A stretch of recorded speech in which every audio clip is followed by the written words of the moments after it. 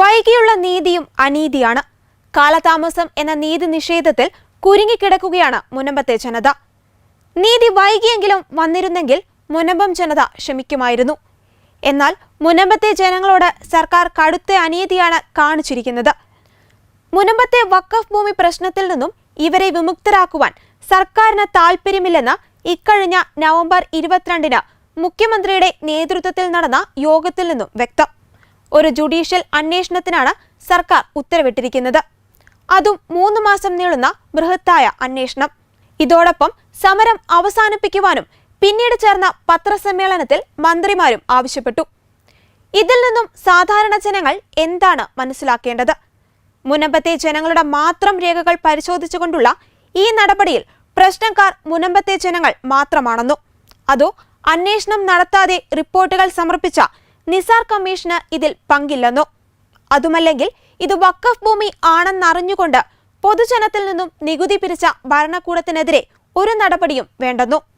ഈ ഭൂമി വിറ്റ് പണം സമ്പാദിച്ച ഫറൂഖ് കോളേജിന് ഇതിൽ പങ്കില്ലെന്നോ?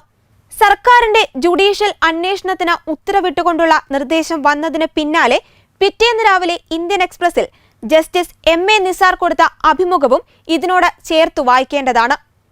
അള്ളാഹുവിന്റെ സ്വത്ത് സംരക്ഷിക്കുവാൻ സാധിച്ചതിൽ തനിക്ക് സന്തോഷമുണ്ടെന്നാണ് നിസാർ പറയുന്നത്.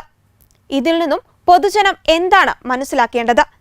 ജനാധിപത്യ സംവിധാനത്തിൽ പ്രവർത്തിക്കേണ്ട ഒരാൾ അന്ന് നടത്തിയ അന്വേഷണം മതസ്വത്ത് സംരക്ഷിക്കുവാനുള്ള ആസൂത്രിത നീക്കമാണെന്ന് സംശയിക്കാതെ വയ്യ.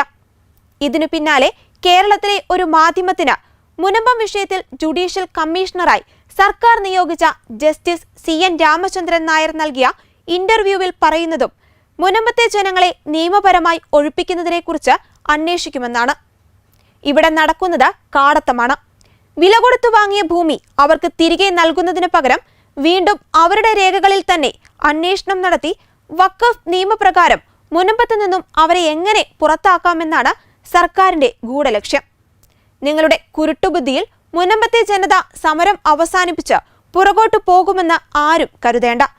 നിങ്ങളുടെ വോട്ട് സംരക്ഷിക്കുവാനുള്ള ഏതു നീക്കവും നിങ്ങൾ നടത്തുമെന്ന് ഈ ജനം മനസ്സിലാക്കി കഴിഞ്ഞു. കപടത നിറഞ്ഞ നിങ്ങളുടെ ഒറ്റത്താപ്പ് ഇനിയെങ്കിലും ഈ പാവപ്പെട്ട ജനങ്ങളോട് കാണിക്കരുത്.